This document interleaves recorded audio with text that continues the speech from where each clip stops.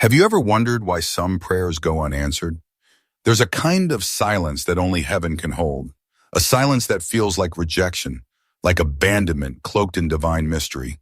People fall to their knees with trembling hope, whispering fragile petitions into the dark. Yet sometimes no light breaks through, no answer comes, only stillness. To the soul aching for deliverance, a no from God can feel like a door slammed shut. But what if that no is not rejection, but redirection? What if divine silence is not the absence of love, but the presence of a deeper mercy we cannot yet comprehend? There was once a man whose name we'll never know, a devout believer, upright, generous,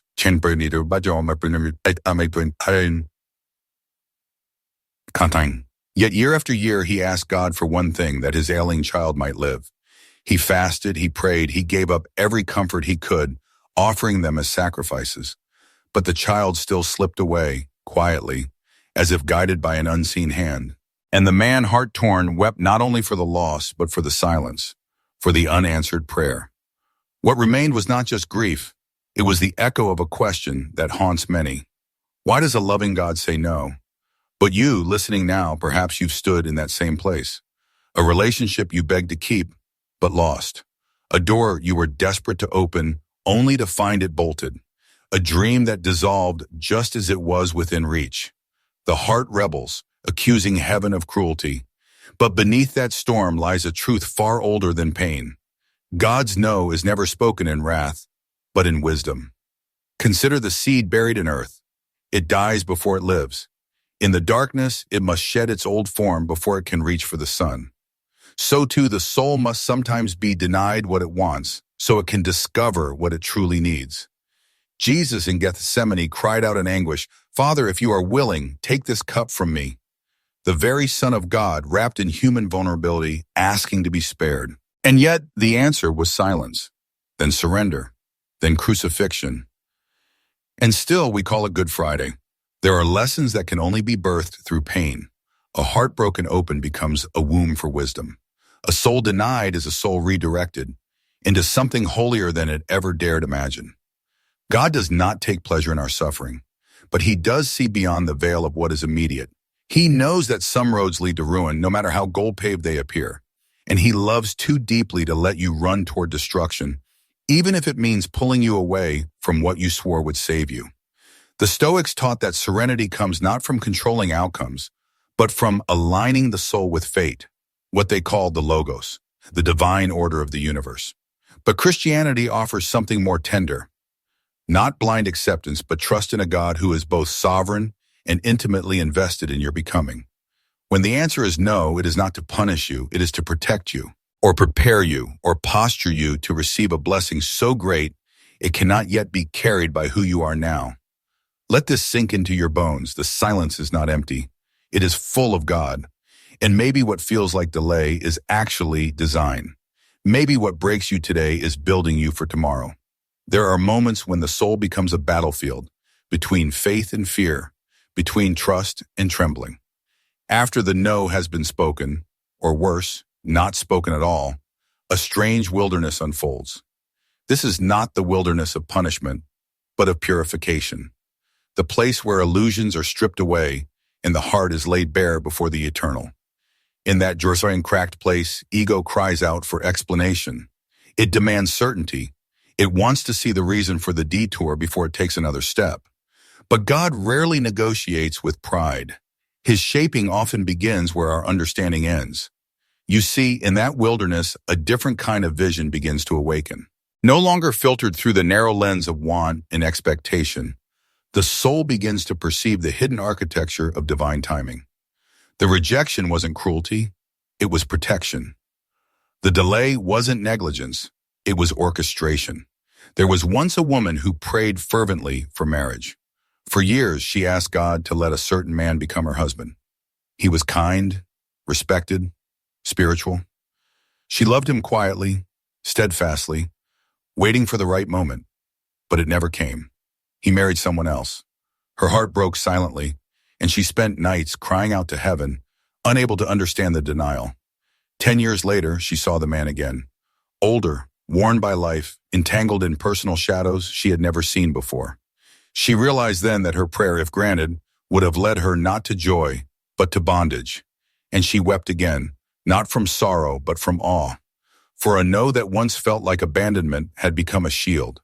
This is the mercy that often hides behind the curtain. You may be asking for something that would stunt your growth or blind you to your deeper calling. You may be chasing a dream forged in pain, not purpose.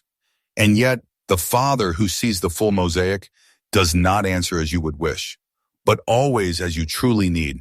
There's a line in Seneca's writings that whispers into this truth. We are more often frightened than hurt, and we suffer more in imagination than in reality. Perhaps it is not the no itself that wounds us, but the story we tell ourselves about what that no means. That we are forgotten, unloved, unworthy. But those are the lies of trauma, not the voice of God.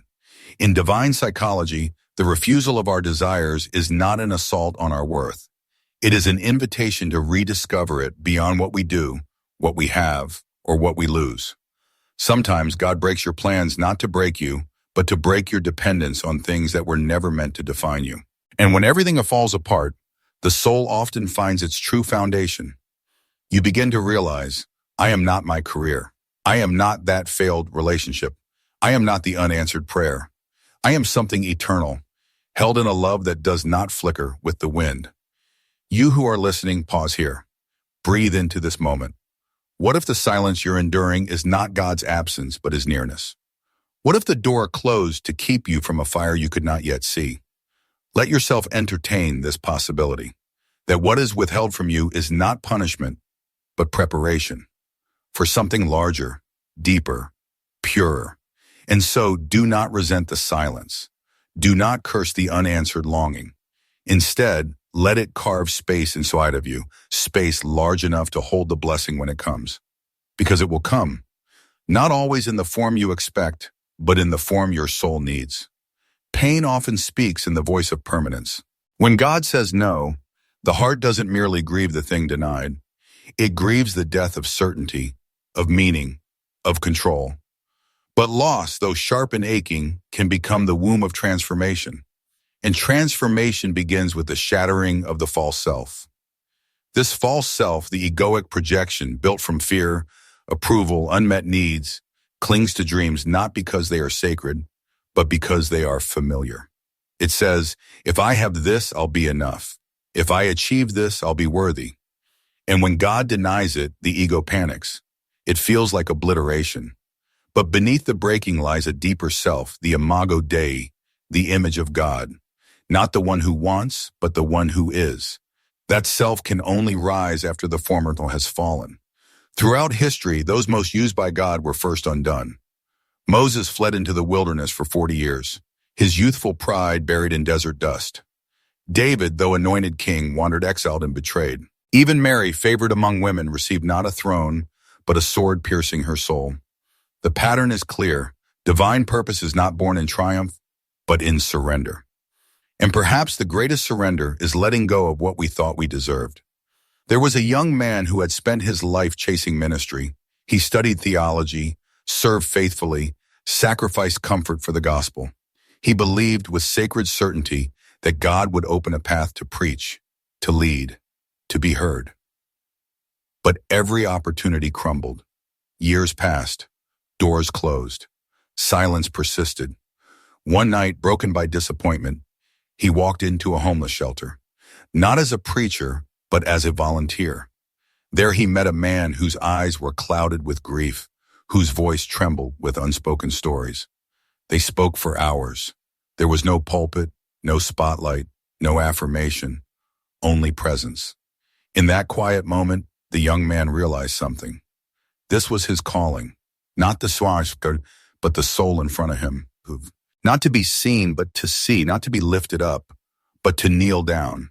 And in that kneeling, something in him stood tall. You see, God's no had led him to the place his soul was built for all along. Often when God closes a door, it's because you are knocking on the wrong house. And more than that, because the room he's preparing is still under construction. The blessing is not late. It is being formed in parallel with your becoming. But here's the paradox. The more you cling to what you've imagined, the more blind you become to what is unfolding. It takes radical trust to lay the dream on the altar, not because you no longer want it, but because you finally believe that who you are becoming matters more than what you are pursuing. This is not passive fatalism. It is active faith. It is the choice each day to say, even if the answer is no, I will trust that God is still good.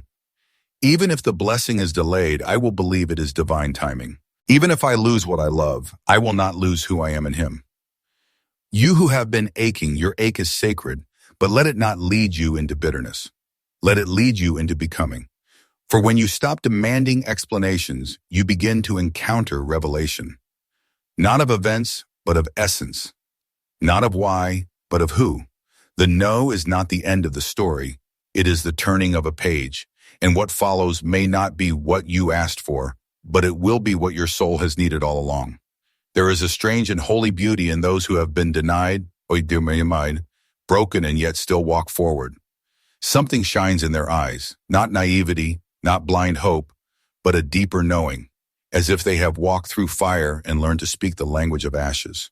These are the ones who no longer chase blessings as trophies, but receive them as grace. They have surrendered their grip on how things should be and embraced the mystery of what is. Even when it wounds, even when it confuses, even when it strips everything familiar from their grasp. You can often recognize them not by their words, but by their stillness. Because something happens to a soul when it realizes that God's love is not proven by ease, but by presence, not by the granting of wishes, but by the reshaping of the heart. And in that reshaping, identity begins to detach from outcomes. The illusion that your value is tied to success or relationships or recognition starts to dissolve. You no longer measure your life by what you gain, but by what you become. The gift of God's no is not in what it denies, but in how it refines. Imagine the sculptor who sees the statue hidden within the stone. He chips away not to harm the marble, but to free what's already there. Every denial, every delay, every detour, each one a chisel. Painful, yes, but precise, necessary, intentional. Sometimes you ask God for a platform, and He gives you a prison, not to punish, but to prepare. Think of Joseph, falsely accused, cast into darkness for years. But had he not endured those cold, forgotten days, he would never have become the vessel fit to save a nation. His destiny was not denied, it was deepened. There is power in obscurity, in silence, in the hidden seasons where nothing blooms on the surface, yet roots are digging deeper than ever before, where your character is being forged in the absence of applause, where you learn that peace is not the absence of storms, but the presence of God in the middle of them. You who are listening, perhaps you are in such a season now. Perhaps everything you hope for seems distant. You've knocked, you've waited, you've wept, and still the door remains shut. But hear this, the delay is not your disgrace. It is your sanctification. When God withholds, it is never random. Every no carries within it a deeper yes to growth, to alignment, to sacred timing. You are not being punished. You are being positioned. And the more you learn to trust this, the more your soul begins to open, not in resistance, but in reverence. You stop asking, why me? And begin to whisper, what are you making of me? This is how saints are born, not through constant victories, but through countless surrenders. Not in control, but in relinquishment. Not by grasping tighter, but by letting go. And then one day, without warning, something shifts. The door that once refused to open swings wide. Or perhaps a new path appears, one you never imagined, but somehow feels like home. And you realize it was never about the thing itself. It was about who you had to become to carry it. Because blessings can crush those who are not prepared for them. And God loves you too much to let that happen. So He trains your hands for war, your heart for peace, and your soul for eternity. You are not forgotten. You are being formed. There is a silence that falls before the rain, the kind that feels hollow yet carries the weight of something sacred about to begin. This is the same silence that often precedes the lifting of long seasons of spiritual drought.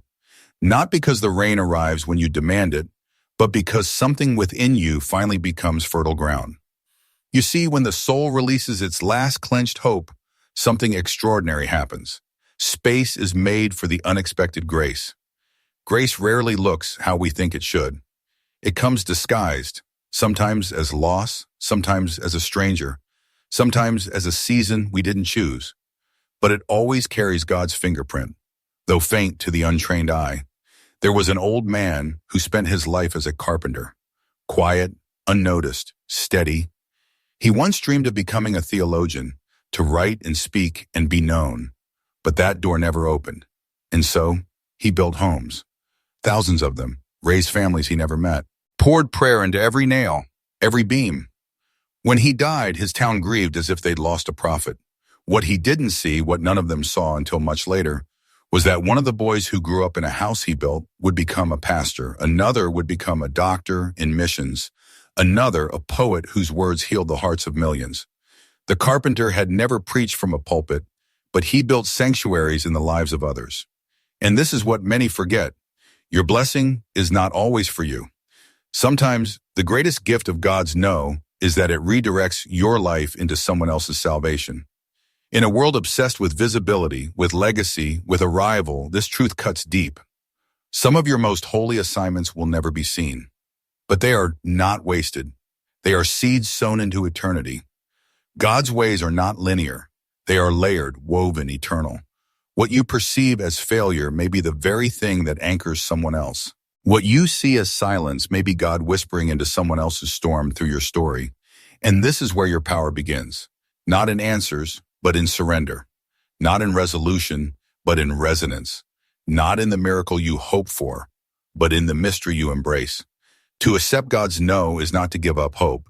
It is to place hope in a deeper place.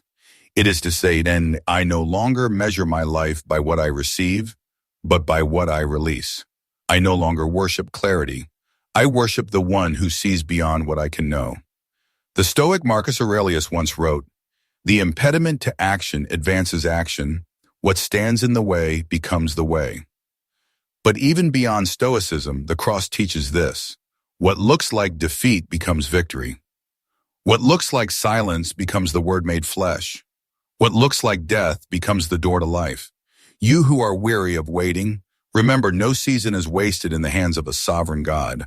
Your surrender is not weakness. It is the highest form of courage. To keep walking without answers. To keep trusting without clarity.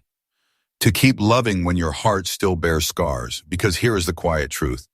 The greatest blessings are often not things, but ways of being. Peace that passes understanding.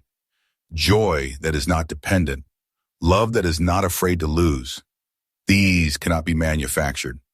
They are birthed in the fires of unfulfilled desires and resurrected in the silence of no. So keep watch. Keep your heart soft. Keep sowing even in your unanswered seasons. Because one day, yes, one day, the blessing will come. Maybe not in the form you expected, but in the exact shape your soul was made to receive. There comes a moment, quiet, unmarked by fanfare, when the soul no longer needs to understand. When the heart, having wrestled through every silent night, every bitter denial, every anguished why, finally exhales not in defeat, but in peace. This is the moment when surrender becomes freedom. Not the fragile peace of resignation, but the radiant clarity of release. A knowing born not from certainty, but from communion. A stillness so profound, it no longer begs for open doors, because it has discovered the God who stands with you in the hallway. To walk with God is not to walk a straight path. It is to follow even when the path vanishes beneath your feet. It is to say, even if I never understand this, I choose to trust that you are still good. And in that sacred letting go, something dies, and something more beautiful rises. The death of control gives birth to compassion. The death of expectations gives birth to awe. The death of self-centered longing gives birth to holy purpose. You are no longer driven by the question, when will I be blessed? But instead you begin to whisper, how can I bless? Because the great paradox of spiritual life is this: the deeper you die to your own will, the more fully alive you become. There was once a woman who spent her life longing for children. She prayed, fasted, pleaded, but it never came. Her womb remained empty, her arms unfilled. Yet she never turned bitter. Over time, she became a mother to many, foster children, refugees, widows, outcasts. She wrote letters to prisoners, visited hospitals alone, cooked for strangers. She never birthed a child, yet by the time she died, generations rose to call her blessed. She had asked God for a family, and He gave her a kingdom. This is the wisdom behind the divine no. It does not leave you barren. It makes you fertile in places you never knew you had. God is not just writing your story, He is shaping your soul, and sometimes shaping requires subtraction. Not because you are unworthy of the thing denied, but because you are being prepared for a love that cannot be lost, a peace that cannot be shaken, a purpose that cannot be measured by worldly eyes. What was once a desperate question becomes a quiet knowing. This too was love. And so, to you who are still waiting, still aching, still wondering why, know this: you are not forgotten. You are being refined. You are walking the same road that saints and prophets have walked before you. A road where no is not the end, but the threshold. The blessing is not on the other side of surrender. The surrender itself is the blessing. Let go now, not because it no longer matters, but because your soul is ready to rise beyond needing to hold it. Let it fall. Let it burn away. Let it open you. And in the ashes, you will see something you could never have found otherwise. God Himself, closer than your breath, deeper than your pain, stronger than your dreams. His no was never a punishment. It was the beginning of your resurrection.